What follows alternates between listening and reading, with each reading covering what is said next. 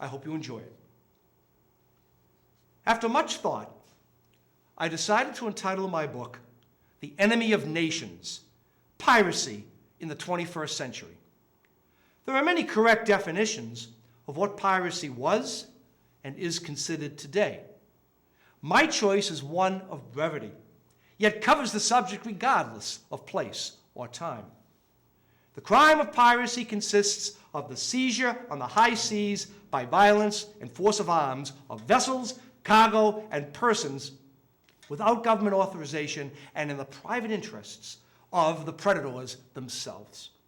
A pirate is one who is at war with every nation, and thus they are at war with him. International law permits the forces of every nation to seize these characters, adjudicate them for their misdeeds, and execute them in the name of all civilized countries. Pirates are indeed the enemy of nations and must be stopped before the escalation amounts to an enormous cost in human lives or an ecological disaster that the world has not yet known. According to Eric Ellen, Executive Director of the Commercial Crimes Services of the International Maritime Bureau, quote, "There is no law enforcement at sea by anyone. Today's navies are reluctant to intervene in the act of piracy." Folks, many of us, old enough to remember Peter Pan and his flights to confront Captain Hook, remember what pirates looked like, bumbling and stumbling their way awkwardly until they met their cruel demise by the end of the story.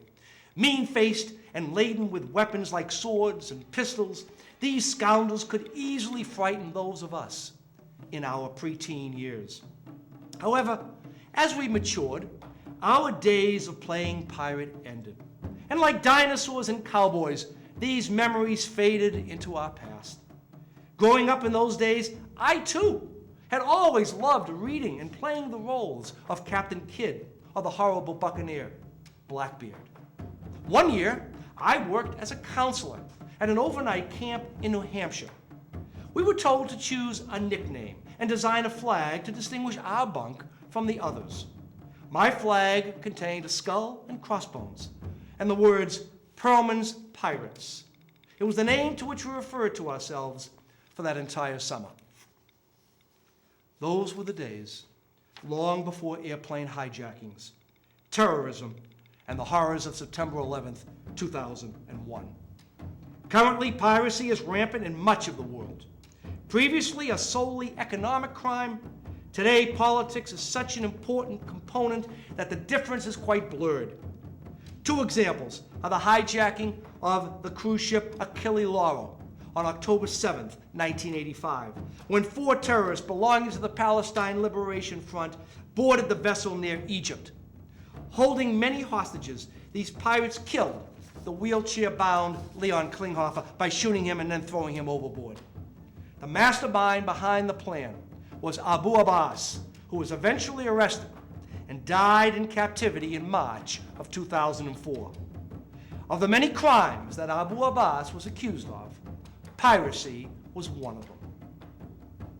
The American ship USS Cole was refueling in Aden Harbor in the country of Yemen when on October 12, 2000, a small craft approached the vessel carrying between 400 to 700 pounds of explosives.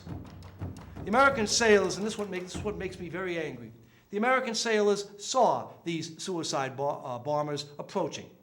They didn't think anything suspicious. As a matter of fact, the sailors mockingly stood at attention and saluted these terrorists.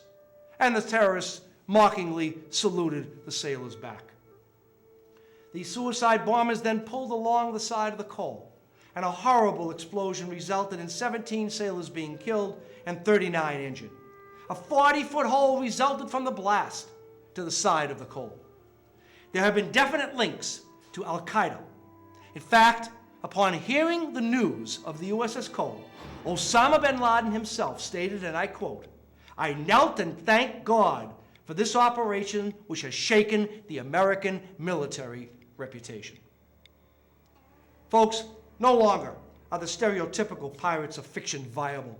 Peg-legged roughnecks with eye patch and parrot, they no longer exist. Today's criminals of the sea have replaced the sword and pistol with more deadly weapons, such as machine guns, Uzis, and rocket-propelled grenades.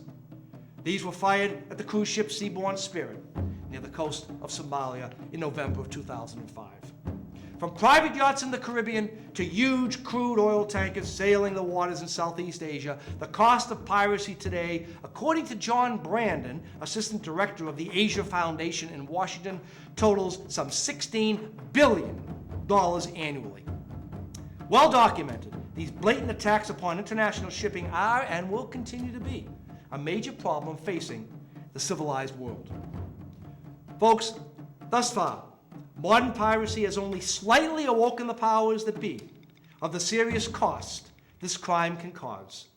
It is my hope indeed, to shed light upon this monstrous crime and alert both the leaders of the world, as well as the everyday person, about the tragic results that may occur if stricter measures are not immediately taken. Thank you very much.